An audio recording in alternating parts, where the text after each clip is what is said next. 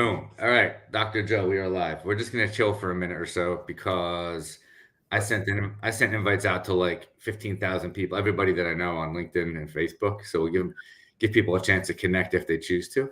Yeah. What's happening, man? What are you drinking this morning? LMNT. It's a sodium, potassium, magnesium electrolyte packet. So I had to switch from the unflavored one to the lemon habanero because the unflavored one tasted like I filled my cup in the ocean this morning. Oh man.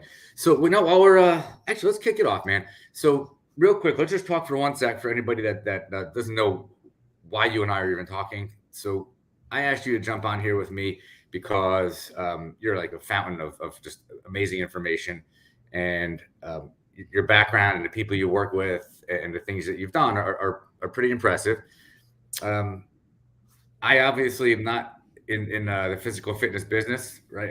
I own an IT company and we service other businesses, cybersecurity, cloud, and things like that. The reason I do this is just to bring information out to people so that they can get inspired, get motivated. You know, the same reason I do my weekly show.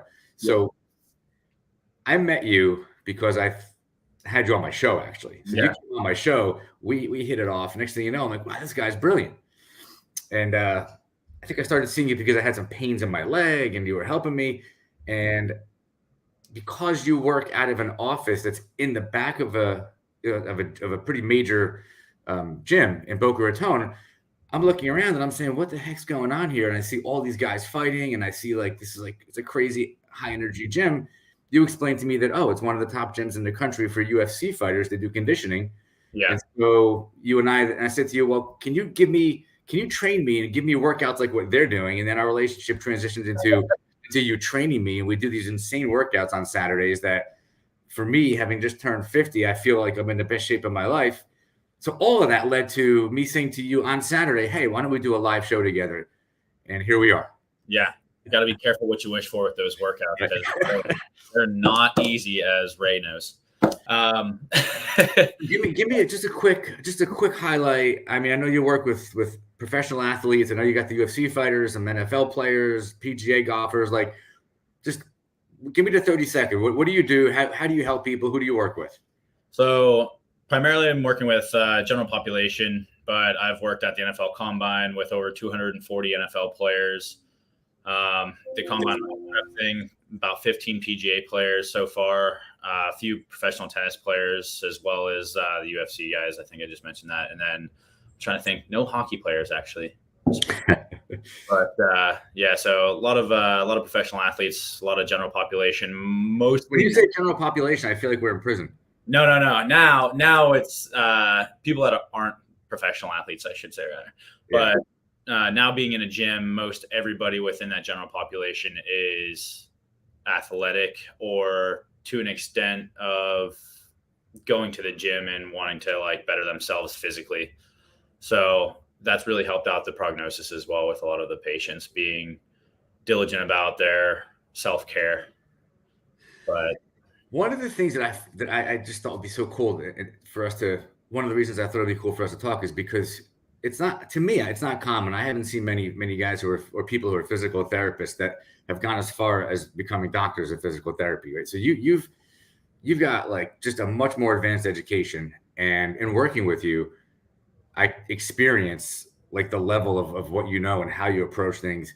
So I don't want to make this an advertisement about you, but I want to, as we get into these things, I just want to make sure that people who watch this understand that you're not just some guy that works in a gym. I mean, you're a doctor of physical therapy. You work with a lot of people, and the general population being people like me. I know that there are a lot of people that I come across who we've sent to you, who you work with, who come back and say that nobody else could figure this out, but Joe was able to get this issue resolved. And we all are playing tennis and running and doing all these different amateur sports, and we get hurt, especially as we're getting older, and you're able to really figure this stuff out. So I just wanted to lay a foundation of who you are, what you're really doing. Yeah. Graduate school gives you a really good foundation. It depends on your graduate school as well. I feel like my university, Gannon, did a pretty good job at laying down a foundation, but it was also the internships that I did and then my own want for continuing education. and trying to figure out why things are. I mean, I'll go home, I'll write down a few things every day. And if I don't know something, I want to try to be more knowledgeable at it and better at explaining it to patients as well, and looking at the research and doing evidence-based practice rather than just trying to do what you would see back in the 80s or 90s. Right. Which is like the hot packs, cold packs, and massage and stuff. Like I'm looking at movement analysis. I'm looking at differential diagnosis, ruling things in, ruling things out. And I always use the analogy of like you're trying to find the most wanted man in America. And if you don't have any of his descriptors, how are you supposed to find him? And I feel like a lot of clinicians now try to treat the symptoms with 10 rods in the fire rather than knowing exactly what to hammer on. And it's kind of like process of elimination at that point. But whenever I'm through with my examination, I have full commitment to what I know is going on. And I explain everything to the patient as well. You do. All right. So now with all that background, by the way, don't forget today, 12 o'clock, the tickets go on sale for UFC in Miami. We got to get like 4 or 5 tickets. We're going. Okay. Yeah, wait. I'm actually really excited, especially because for the fighters now, I'm trying to think. It's Jacqueline Burns, the guy Burns. I see at the gym. He's on the top of the card.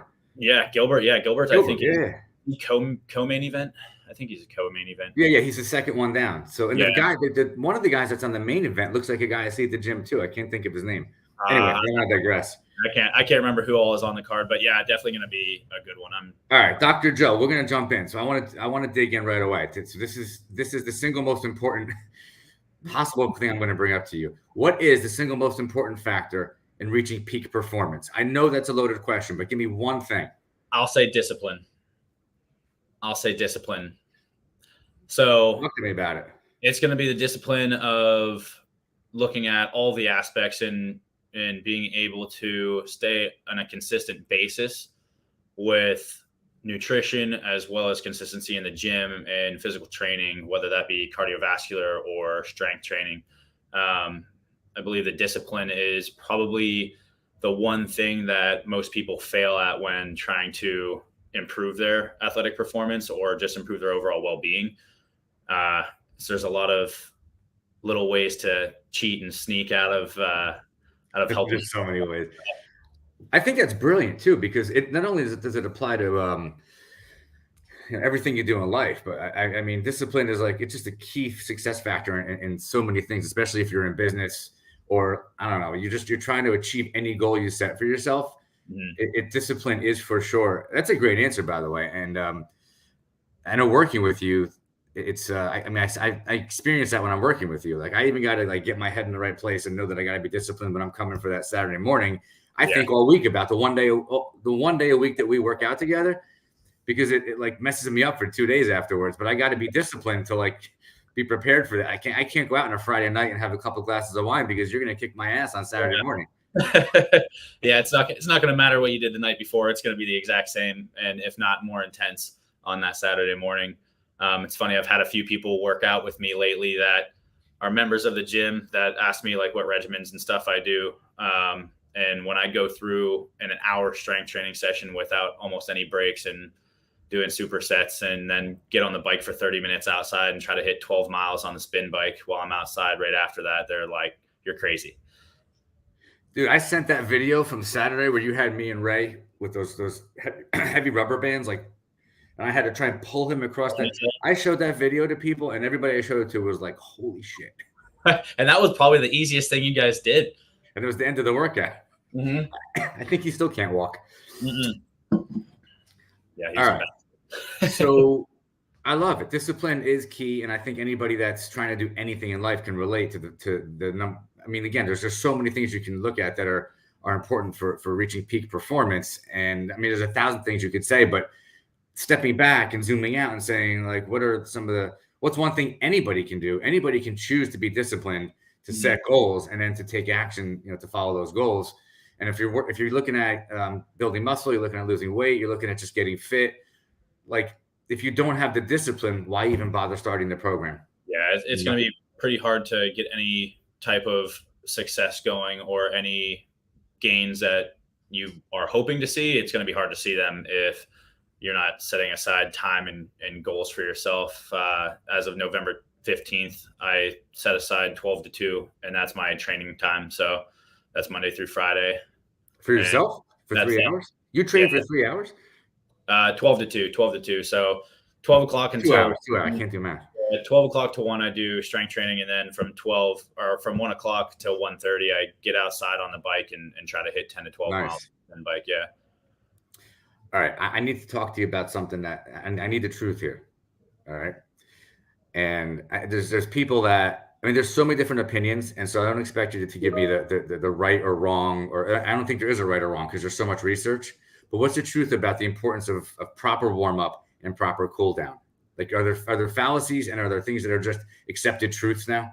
I think some people, a lot of people I've seen either overdo it or underdo it on the warm up. So in the warm up, you want to do just that. You want to try to get your heart rate increased. You want to get your body temperature increased. You want to start to prime the neurological system. So your motor neuron firing to the muscle groups that you're going to be using for whatever movements you're going to be asking your body to do. So if you're a sprinter, I know myself, I would maybe jump up and down a little bit. I would like maybe go for one lap. I would go through like a dynamic stretching, not holding stretches, but just like allowing my muscles to feel the range of motion that I want to get into. And then starting to allow them to feel force production. And it's almost like I always use the analogy of like pushing those old 2-stroke lawnmowers. They had that little primer button on the side, right? You're just priming your body for what you're going to be doing. So if I was going to run a 100-meter dash in the Olympics, I wouldn't sit there and stretch my hamstrings for 30 seconds and then stretch my quads for 30 seconds, as that's not going to elicit the force production that I want. I would rather be jumping up and down, doing squats, doing jumping jacks, actually doing it. Like really getting it going. Yeah, doing a partial sprint, get out of the blocks a few times, and then my body's amped up, ready to go, have a little bit of adrenaline kind of going as well, just so that I can increase what I can just top out of my body, so I can get closest to 100% of what I can produce at that for those 10 seconds. So for me, like if I'm a guy 50 years old, I'm in pretty good shape, work out all the time. Should I just walk into the gym and not warm up if I'm going to be lifting weights, or should I do like a 5-minute on the treadmill, 5-minute on the bike, or I mean, which is better? Warm up or warm up? I would say definitely warming up is going to be better. And the more things that you can get involved, I know I normally go onto the assault bike because I can get my arms and my legs. This is why I have you do it as well. Right. Jogging's not bad. I'd say if you're going to go for a run, like you can start with a little jog and then go through a dynamic stretching regimen and then get into the run itself. Even trying to do some of those other things like squat jumps or air squats or jumping jacks, some things to try to get those firing, because if you're not getting all of the muscle groups primed, this is typically when I feel in my subjective history taking that people tell me that they've had injuries, or it's at the end of a very long session of either tennis or a long run or a long training session that once they're fatigued, your mechanics start to break down, and then the body has to rely on ligaments and tendons to kind of hold together rather than the force production through the muscle. What about the cool down, right? So that's at the beginning. So if I do, like you and I do these insane workouts on Saturday. So when we're done, should I just stop or should we be cooling down?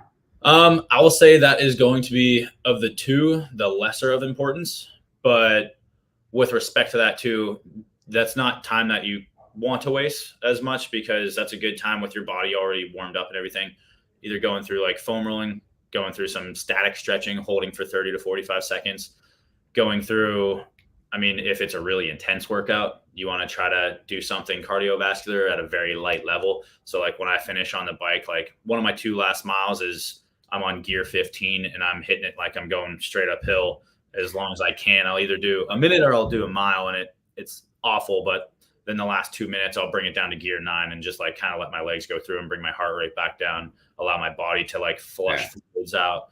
So I would say if you don't cool down, fine, not the end of the world. I see what you're saying. Like you definitely want to warm up for some amazing reasons. If you don't cool down, if you got to run, if you got to get out of the gym or just get somewhere, it's not the end of the world. Yeah. So that actually leads me into something. So this might be controversial because it has to do with age. And we don't want to offend anybody, but I mean, at the end of the day, there's different levels. There's different age levels, right? So as I'm getting older, and as the people around me are getting older, I'm seeing that, and I'm even noticing myself, the workouts have to be a little different. Mm-hmm. But are there specific considerations like that should be taken into account for people that are older athletes? And older could be anything. If you're 30 and you're talking to somebody who's 50, but that's older. But from your perspective, I mean, you're going from maybe somebody who's 30 or 40 to then maybe 50, 60, then you got 70, 80. I see people in the gym that are 70, 80 years old. We shouldn't all be doing the same thing, should we? No. And it's going to be all relative too, because if you have a 75-year-old who's been training 5 days a week for the last 40 years, he's probably going to be in better shape than you and I. But if you have somebody who's just stepping into the gym for the first time and they're 50, you don't want to go too quickly. And I always tell people, go slower and progressively get to a level. You want to load your body and the tissues, all the muscles, ligaments, tendons, bones. You don't want to go at it 100% on the first day or even the first 2 weeks or the first 3 weeks. So I always see some things where people are going too hard too soon, not working through a full range of motion, improper technique. So I would say probably see a personal trainer, somebody that knows their stuff, and going through slowly and progressing, doing full body workouts and kind of getting into it that way until you start to build the neurological foundation, the physiological foundation of tolerance to load. And then your body is really good at adapting to whatever you give to it. So like you have people that like they can deadlift 800 pounds. I couldn't go and do that right now. I'm pretty strong, but I couldn't go and do that right now. But they've built themselves up to that. So your tissues can adapt very well to what you give to them, and you will get stronger as you go. But just know that it's not going to happen all within 4 weeks or 8 weeks, or like these guys build over years and decades. So I would say with older athletes, if you haven't been regularly training, I would say warm up, start slow, progressively load throughout, like a little regimen, try to stay consistent, be disciplined with that. And then I would also say if you have been training and you're an older athlete, just be very diligent about the warm up, and then also trying to maintain flexibility, but also producing force and putting load through your body, because that's honestly one of the best things that you can do for your physical and mental health. And too. listening to your body. I'm hearing you say like listen to your body. So when we say athletes, we're talking about people like the general population athletes. Like it's people like me and everybody else out there who's just trying to stay in shape as we get older. That's who we're talking to. Yeah. So So listen to your body. Like I know that, like I was saying to you before we got on here, like, man, my elbows are both killing me. I've been been going too hard lately.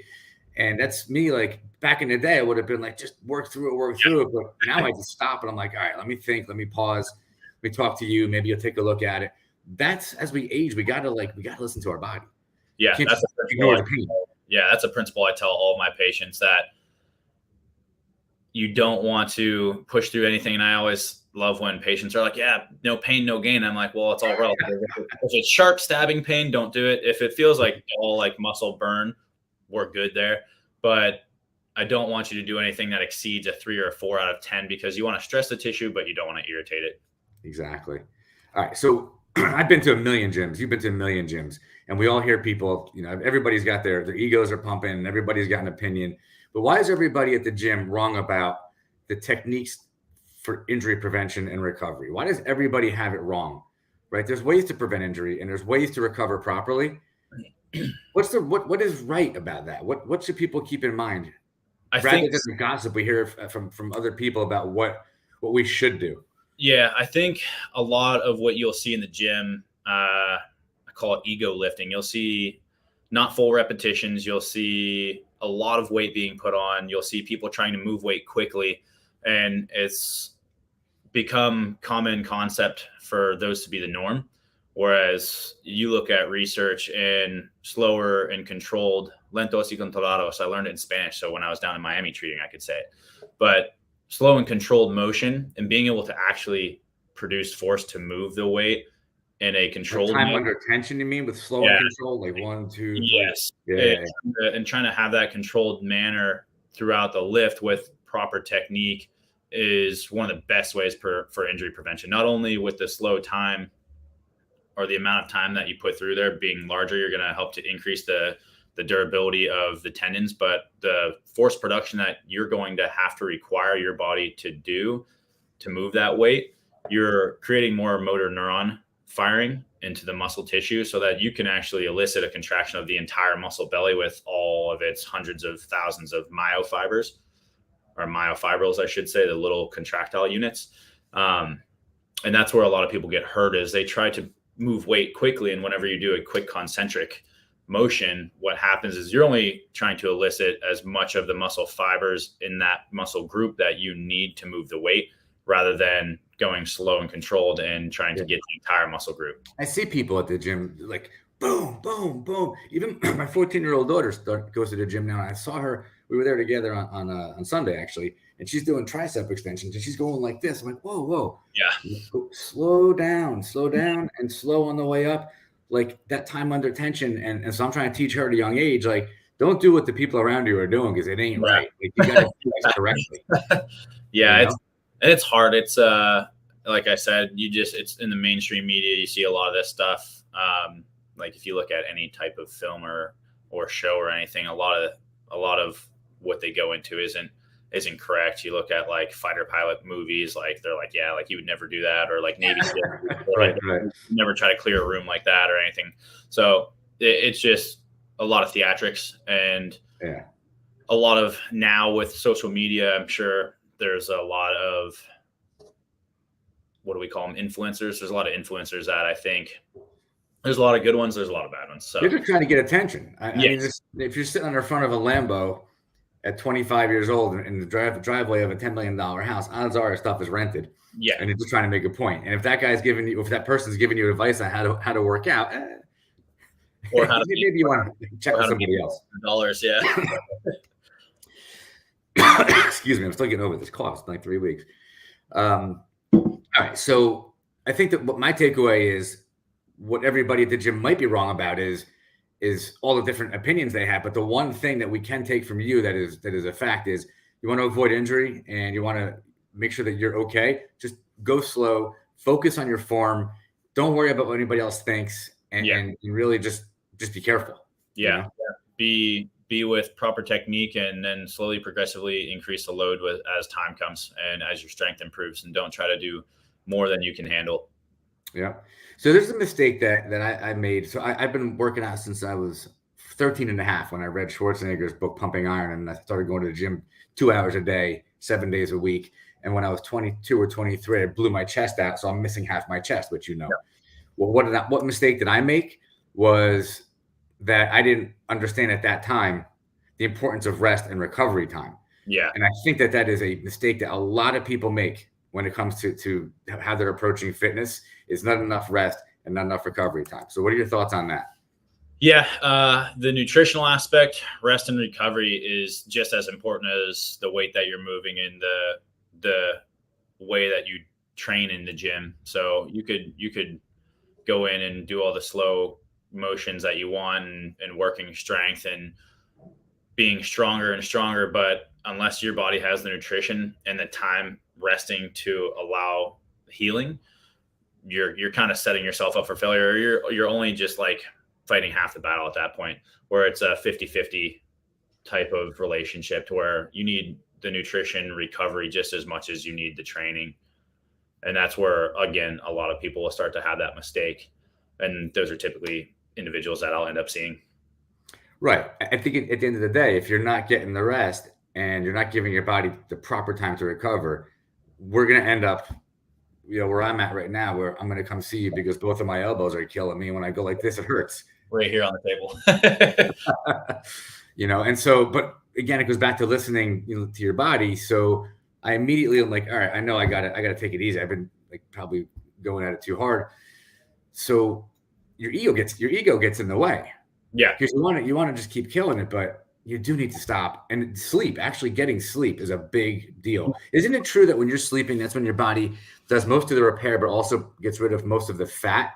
If you're doing low calorie, if you're doing intermittent fasting, when you're sleeping is when your body is actually processing everything you're doing. Yeah, it's called thermogenesis. So they've seen in research that with sleeping, as well as a lot of lower level cardiovascular activities, such as like cleaning your house. These are better at using stored fats as like the energy source, and not so much just what you've had carbohydrate wise. Because if you're sleeping properly and you're getting 7 to 8 hours of sleep, your body's not going to use the carbohydrates that it has in its body to produce energy and heat. And when you're sleeping as well, your body temperature increases actually to go through REM cycles. So not only are you getting that aspect, but to also allow for the physiological process to occur for recovery and synthesis of proteins for muscle recovery, you're going to be burning a lot of fat, as well as any of the other caloric intake that you've had that day as well. Yeah, so get your sleep. I mean, it's like you really make sure you get enough sleep, and don't, pound on your chest and say, I only sleep 3 or 4 or 5 hours a night and I'm productive. You can be productive in your life and still get the amount of sleep you need to make sure your body has an opportunity to be healthy and to heal. So something. So I used to believe that high carb was good until I learned it wasn't. Right?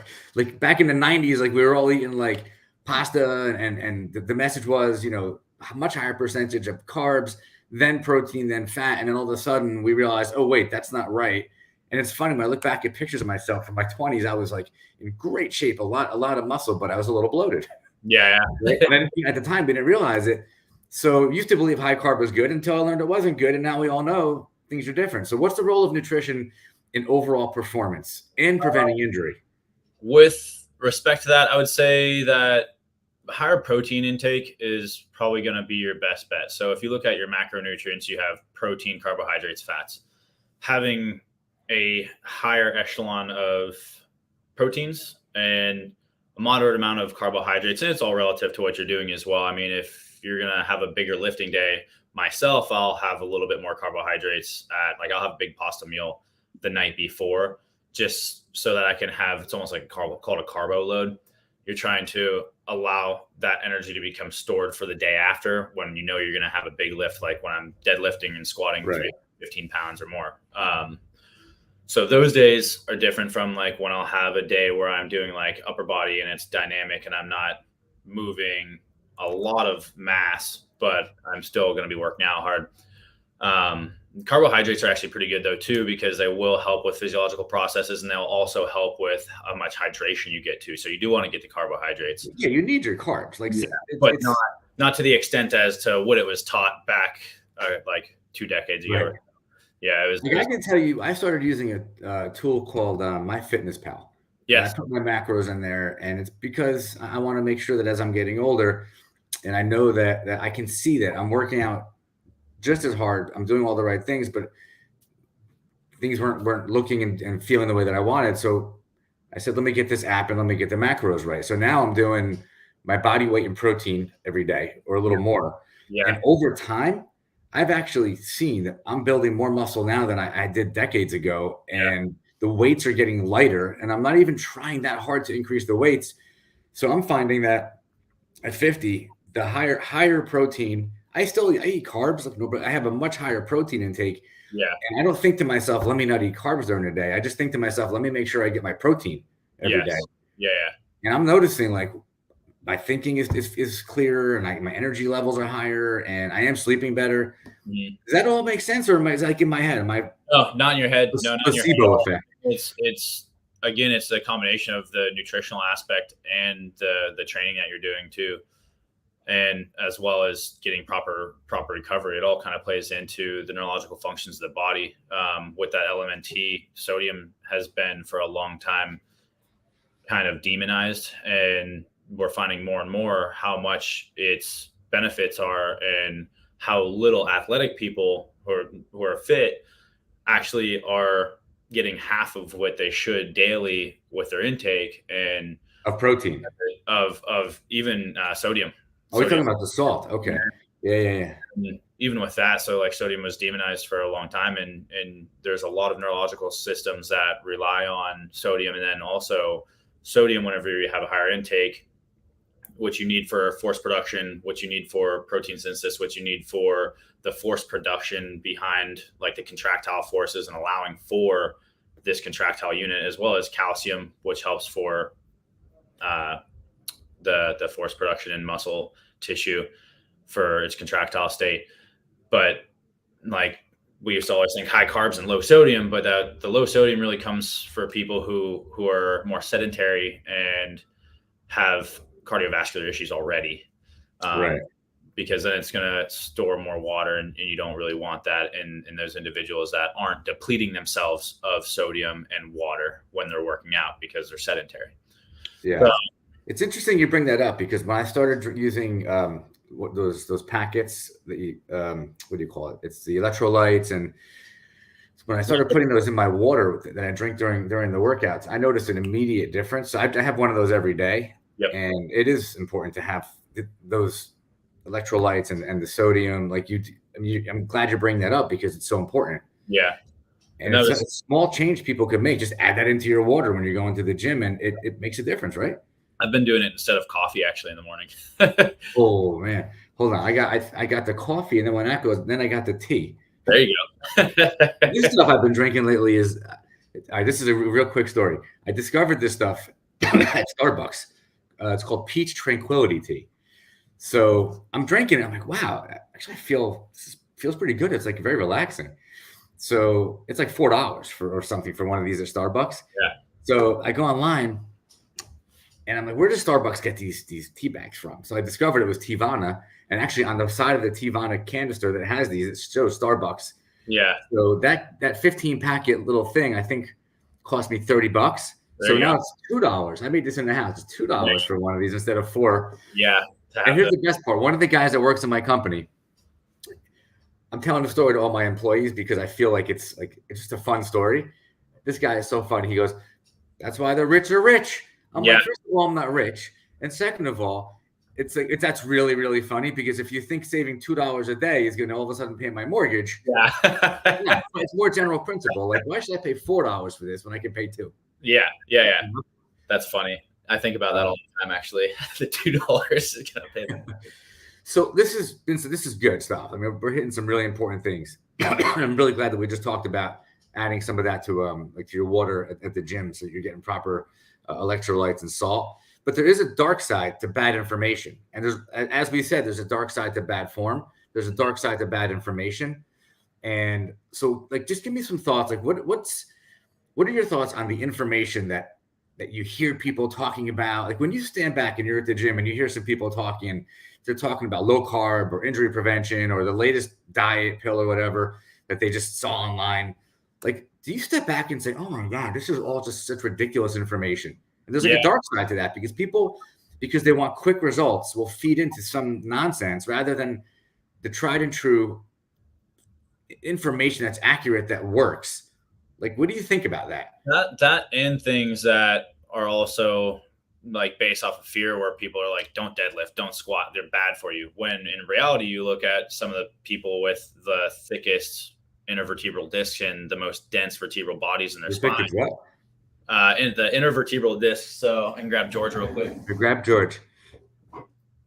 I gotta let you go in a minute. I know you have an appointment. I'm just watching the time for you. Yeah, you're fine. So intervertebral disc, and then the vertebral body, right? Vertebral body is osseous, or bone tissue.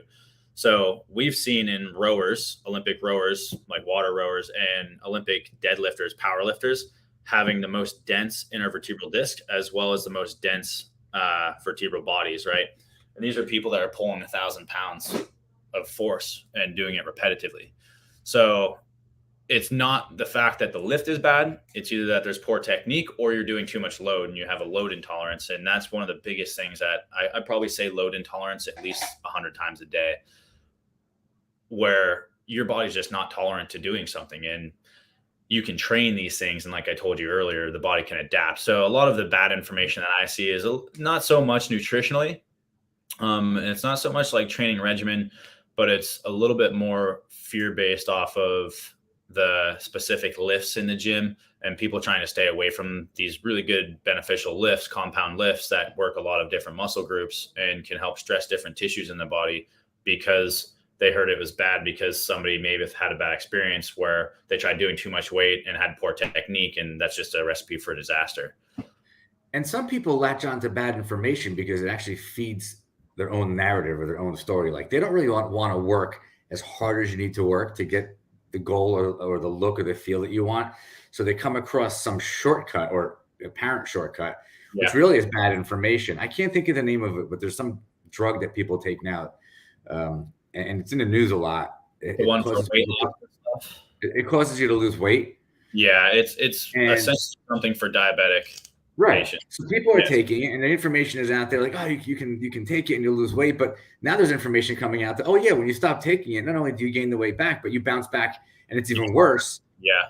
So why not just get the right information? First of all, don't look for shortcuts. Yeah. Just put the work in. It goes back to the first thing you said.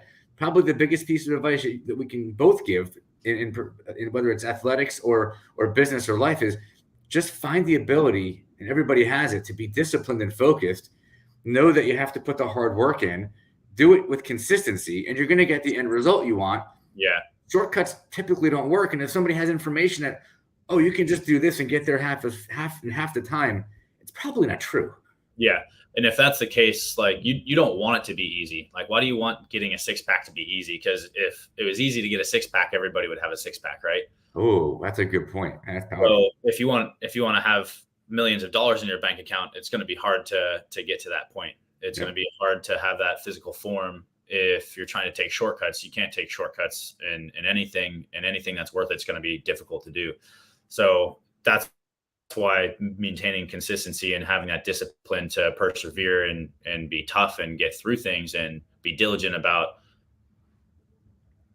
getting yourself further and further along to your goals is some of the most important factors that I think are with anything, as well as the athletic performance. That's a pretty powerful truth right there. Because if you put the hard work in to get the 6-pack, it's the same difference as the hard work you put into build $1 million business or anything else you set your mind to. If you do the right things consistently over time, they will tend to be more longer lasting and more resilient than taking a shortcut. Because as soon as you stop doing whatever it was that shortcut was, it's less predictable of what sustainability is going to look like. Yeah. Regarding what you just built. Yeah. Your 6-pack could be there.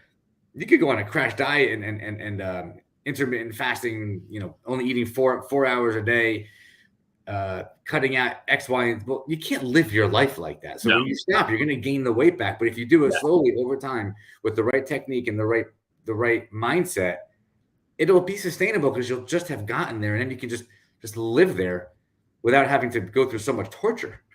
Exactly.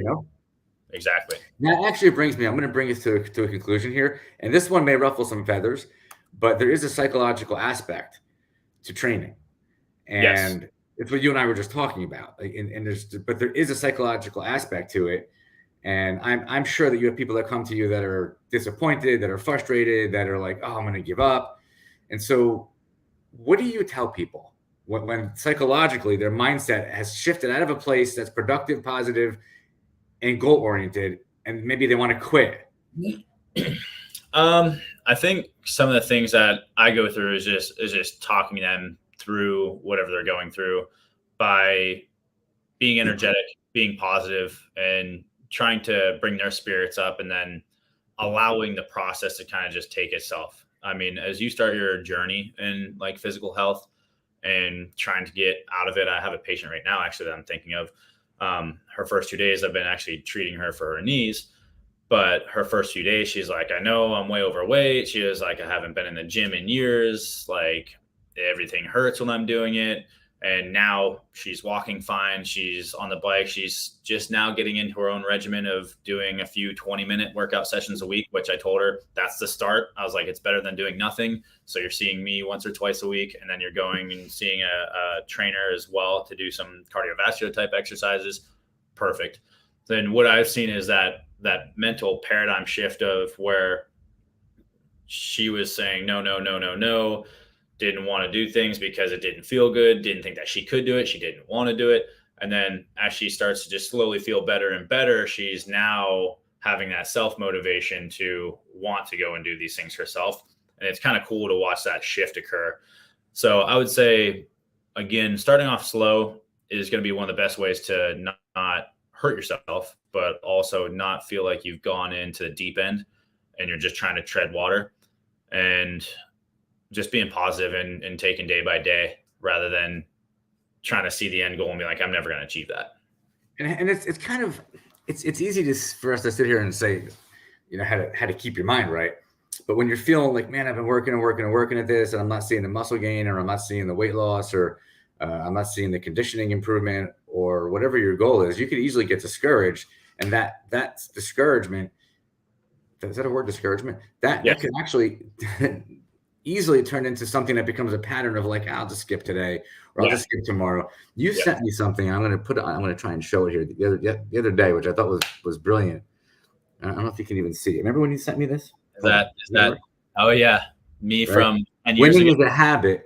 Embrace the grind. You said to me, I put this out 10 years ago. And when I read it, I'm like, man, that sums it up. Winning is a habit. Embrace the grind. And if you wrote that 10 years ago, that means you were probably just out of college. You were a football player in college, right? So still in college, yeah. Right. So you that mindset, it doesn't matter what you're doing. You're a college kid playing football. You're a doctor of physical therapy now. And we're talking to anybody that ever watches this who's from any walk of life. And this is so true. Winning is a habit. Embrace the grind. It's not going to be easy. You may hit a plateau, but when you hit it, it's really just the beginning of another like mountain you're going to climb. Then you're going to plateau, then another mountain. It never ends. And the mindset is, what's my potential and how far can I go? Yep. That is the calibration when you're not feeling right. Yes. You stop yourself, pause, find that moment. Wait. Let me get my own head straight, Yeah. It's funny. Those are some of the better workouts I have too, is actually the days that I don't feel like coming, but I still pack my gym bag. I put it right outside of my room, and then I can go walk out, grab it, and get ready for another day in the gym. All right, my friend. I know you got to go. I got to go. I hope some of this information was at least interesting and inspiring to anybody out there. And so what I'm going to do real quick is I'm going to throw up on the screen how people can reach you, because you are a fountain of knowledge. And from experience, man, it's just when something ain't right, you figure it out. And I like that. Yeah. So this is what we got then. We got your email address. We got your phone number. You're based in Boca. Oh, we should have mentioned this up front. You work out of the Institute for Human Performance, which is known as IHP in I guess that'll be Southeast Boca. Yeah. And that is it reminds me of like when you watch the original Rocky movies. You see the training going on like in these hardcore gyms. Like you walk into that place, it's like you just left the real world. Yeah, I love it. That's one of the ways that I describe it to people is I say it's got modern equipment and it's got everything you could ask for with an old school type gym vibe where people are getting things done. There's actually progress being made in there rather than some of these places that are more based on just monthly income and trying to make money off of memberships that people forget about. we were talking before, like you and I might be going together down to Miami to watch the next UFC, the bigger UFC event. There's guys that are in this gym that they're like, it's like the top conditioning gym in the country for like these professional athletes. And what we watch them do, like to me, it's like, it's so inspiring. And if I ever need a calibration, I just walk into that gym with you on a Saturday and look around. I'm like, oh my God. So easy. How can I even complain? Like, look at how hard they're working. Yeah, it's so easy to try to work harder when you see somebody who's working 10 times as hard as you. Yeah. So easy because those guys go through hell. I'm going to throw this up there for a second too. I love doing this and talking with people and putting information out, but my company is an IT company. And we work with small businesses when it comes to cybersecurity, cloud, telephone systems. We're trusted advisors. So just want to put that out there in case anybody ever does want to reach out to me. And I want to thank you, Joe, Dr. Joe, for doing this. And maybe we'll do this on a regular basis, man. We'll focus on, maybe one topic next time and just to kind of like talk about something you've seen in the past week or somebody who came in to see you. Like me, so I came in. Remember when I came in to see you and I couldn't turn my head? Yeah. I actually went to get what did I get? An MRI or something. I'm like, oh my God, I can't move. It turned out that it was just like, I was doing too many of those. I was doing some rope pulls. Yeah. And the muscle just got so tight that I literally couldn't move, but I thought I was dying. Yeah. You're like, no, man. We just got to loosen it up a little bit. Did a little body work on you and got it figured out. Yeah. So let's end on that. Don't ignore your body's signals. There is a difference between good pain and bad pain. Bad pain is bad pain. If you got pains going through your left arm and you're like feeling like you're not feeling right, you better call 911. But Yeah. if you're doing a lot of exercise, playing tennis, moving around a lot, and the calf isn't feeling right or something, get it checked out, because you don't want to have that become a bigger issue that takes you out of commission for 6 months when you can probably proactively address it. Yeah. And that's why people come to you. And so, I appreciate what you do, man. I thank you for doing this with me this morning. Yeah, no, it was my pleasure. I love talking about stuff. All right, buddy. I gotta go to work. You gotta go to work. I will talk to you. I'll talk to you later. We gotta schedule a session because I know you're out of town Saturday, so I'll text you later. All righty. All right, be good, man. Thank you. All right, thank you. Bye. Have a good day, everybody.